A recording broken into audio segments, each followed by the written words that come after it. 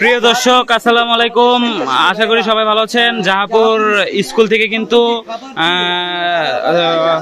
মুরাদনগর উপজেলা প্রবাসী কল্যাণ সংস্থার পক্ষ থেকে কিন্তু খানা বিতরণ করে অলরেডি কিন্তু ওনারা এসে পড়েছে জাহাপুর বাজারে।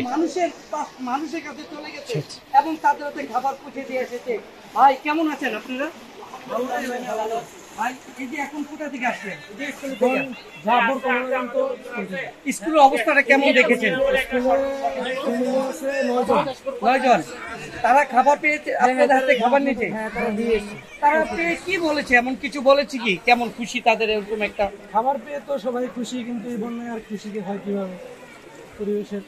দর্শক দেখতে এই মুহূর্তে আমরা আছি মুরাদনগরের দক্ষিণে, মুরাদনগর উপজেলার দক্ষিণে দরিকান্দি গ্রামে। এখানে বন্যার্থ মানুষের জন্য আমাদের মুরাদনগর প্রবাসী কল্যাণ সংস্থার পক্ষ থেকে ত্রাণ নিয়ে আসছি।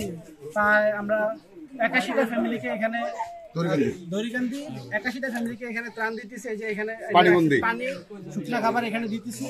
পানিবন্দী যারা আছে তাদের জন্য এই খাবারগুলো, বিশেষ করে আজকের এই আয়োজনে, ত্রাণ বিতরণ আয়োজনে যারা ভূমিকা রাখছেন, বিশেষ করে প্রবাসে থাকা এই সংগঠনের প্রতিষ্ঠাতা সভাপতি সোহেল খান, আরো যারা আছে সদস্য সচিব,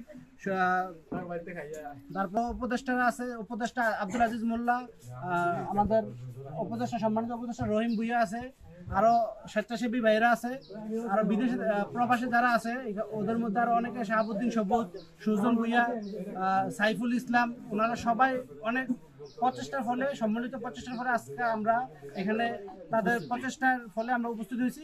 সবাইরে আমি ধন্যবাদ জানাই, বিশেষ করে আমাদের স্বেচ্ছাসেবী ভাইরা, এলাকার সবাই। আপনারা ওনাদের হাতে আমরা এই খাবারগুলো দিলাম। ওনারা এখানে সমন্বয়ক যারা আছে গ্রামের, ওনারা এই খাবারগুলো ওনাদের মধ্যে বিতরণ করবেন।